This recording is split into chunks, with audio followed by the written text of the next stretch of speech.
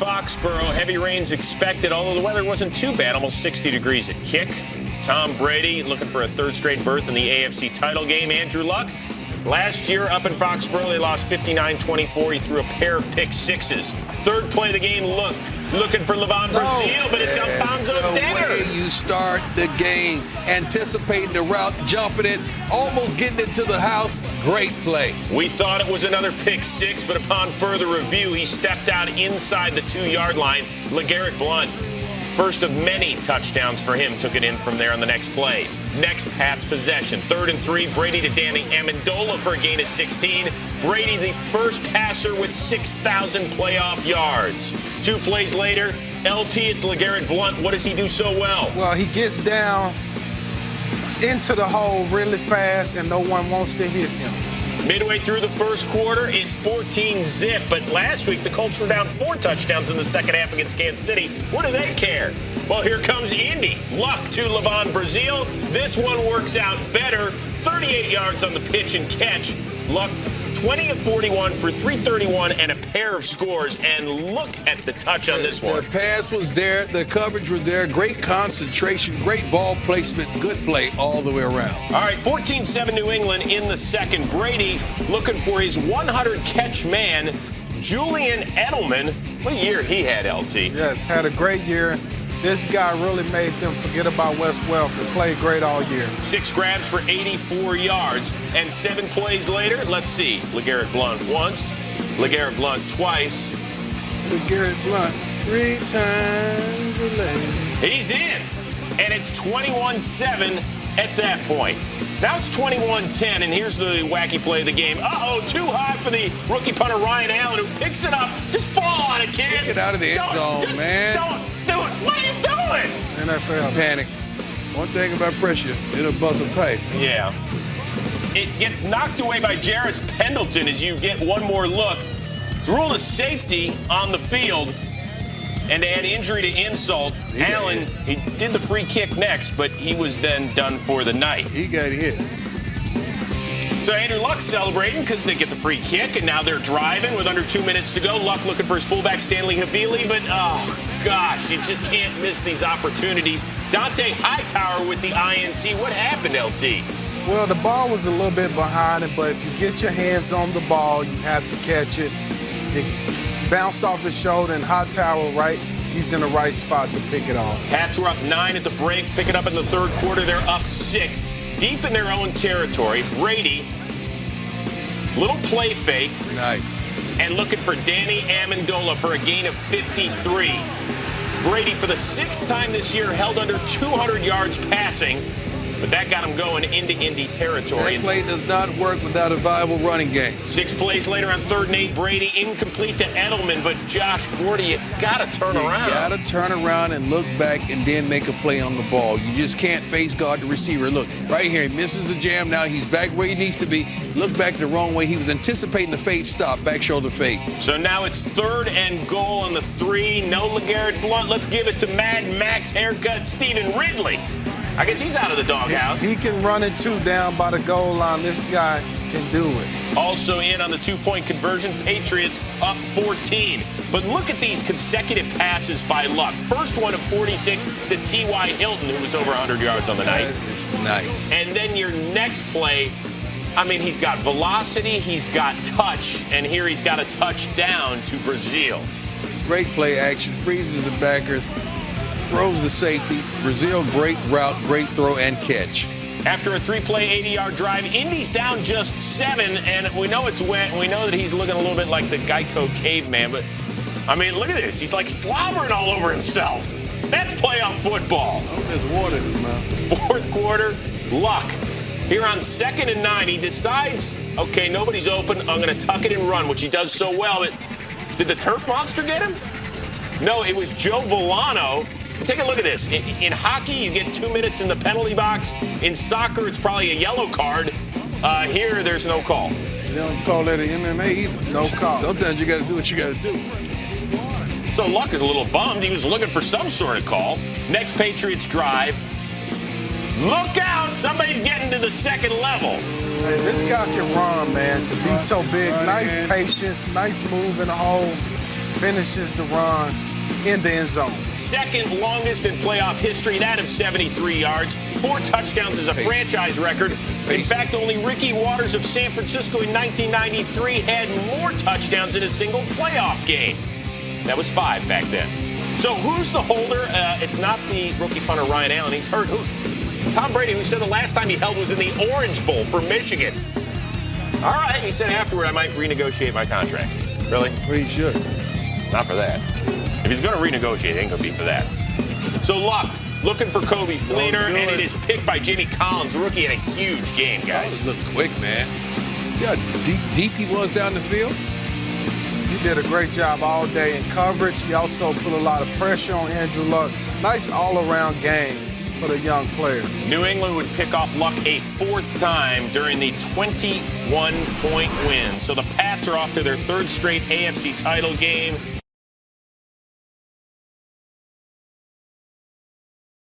Makes a rivalry. For some, it's fierce hatred or bitter resentment. For Tom Brady and Peyton Manning, the rivalry is much different. This rivalry stems from their mutual excellence over the last decade and a half. And there's the record. They have each achieved football's ultimate team success. The Colts win Super Bowl 41. They have each won football's greatest individual awards. Uniforms have changed. Teammates have come and gone. And there have been plenty of obstacles along the way. Brady will be lost for the season. This is the 3rd neck surgery for Manning. He's not going to play this year. But their standard of excellence has made them sports' ultimate rivals. Today, they meet in the AFC Championship in this epic battle of legacies. Maybe the greatest quarterback rivalry ever. Because in the end, your legacy is what defines you forever. Manning Brady 15. The stakes will never be higher. Here are your highlights now.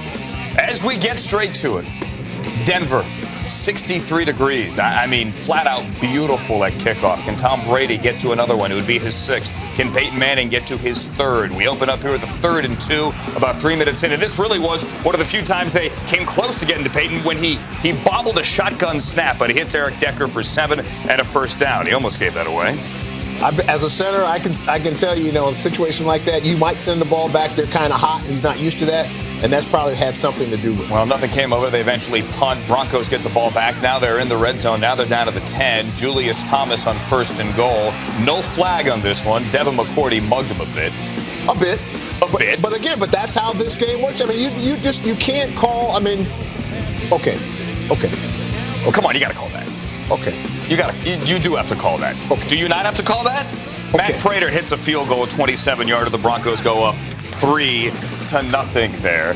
It's 3rd and goal on this one, and incomplete for Eric Decker. So that's what led to the field goal. Eric Decker incomplete, back of the end zone. Matt Prater, 27-yard field goal. Josh McDaniels back in Denver for the first time, where he did open 6-0, but did not last much longer after that. Wonder if they had razors in Denver back then. Wait, you can't. You guys got to shave? This was a big play. Yes. Missing Julian Edelman here 9 minutes or 12 minutes into the game. And there were several plays here where you see Tom Brady upset about it. You can't miss plays like that in a game just like this. This is key as well. Aqib Talib injured, taken out by Wes Welker. And I think that's inadvertent contact you see there.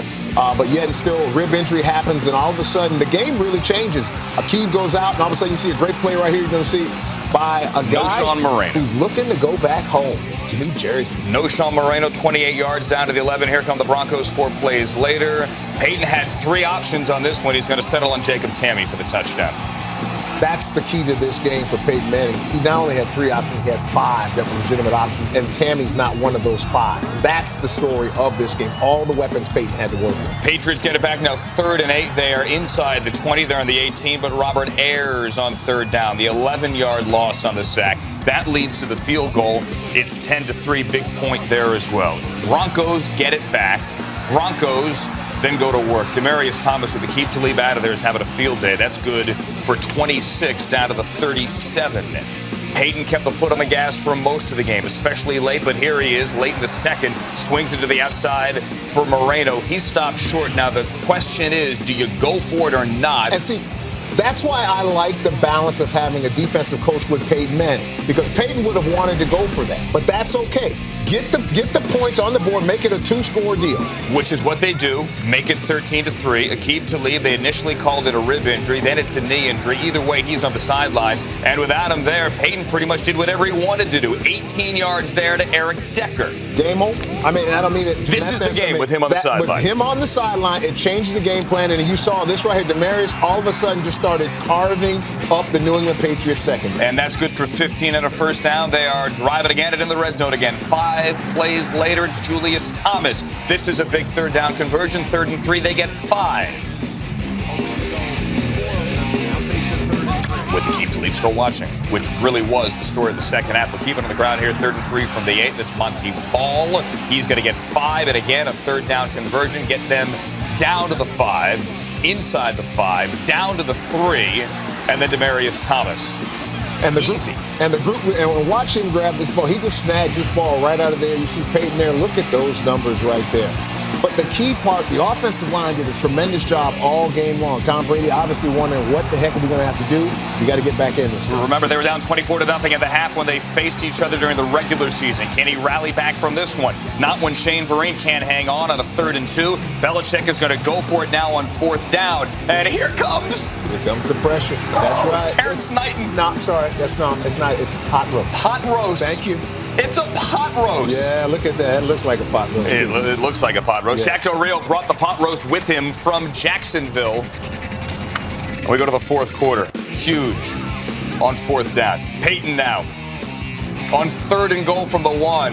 That truly could have put it away. Could have made it 27-3. Julius Thomas drops it. Prater gets the 19-yard field goal. It's 23-3. We kind of still have a game. Brady's hanging around. Here's a 4th down. And he converts. He gets Shane Vereen on 4th and 3 for 7. That's a new set of downs. Now we're under 10 minutes to go. Denver's got 1 timeout. New England's got 3. A couple of plays later. Edelman, touchdown. 23-10. We look at each other and we say, this thing is very much a game. But the Broncos kept the foot on the gas. Here's Peyton down the left sideline, overthrowing Demaryius Thomas on 3rd and 8. On that drive, they come out aggressive. They come out throwing the football as opposed to trying to run the ball and kill the clock. And they move the ball in position, they get the field goal. 54-yard field goal makes it 26-10. Brady comes out firing. Edelman for 11 yards and a first down. That was on 3rd down. 5 plays later. Now they're Bronco territory on the 30. Little movement of the line. No flag. Brady, Austin Collie. And he will move the chains. Make a good move and get down to the 12. That's good for 18. Brady is not dead. 2 plays later. Dead. Brady. You know, he may run. He's like Colin Kaepernick. He may run. He ran. Or he maybe looks like Colin from a soap opera or something. But he did run. And then he spun it. They go for 2, and this is huge because this is the game. Yeah, they don't get it. I like the play call. I don't like the personnel. If you're going to run that, I think you spread them all the way out. And you can tell Tom wasn't crazy about the play call either. But that's the play that was called. Coach Belichick most likely and was you think Belichick called it? I believe he called that play. All right, onside kick. Eric Decker recovers this one. There's not going to be a comeback this time. Game over. Peyton Manning of the Denver Broncos are heading to Super Bowl 48 to represent the American Football Conference, and Tom Brady goes home.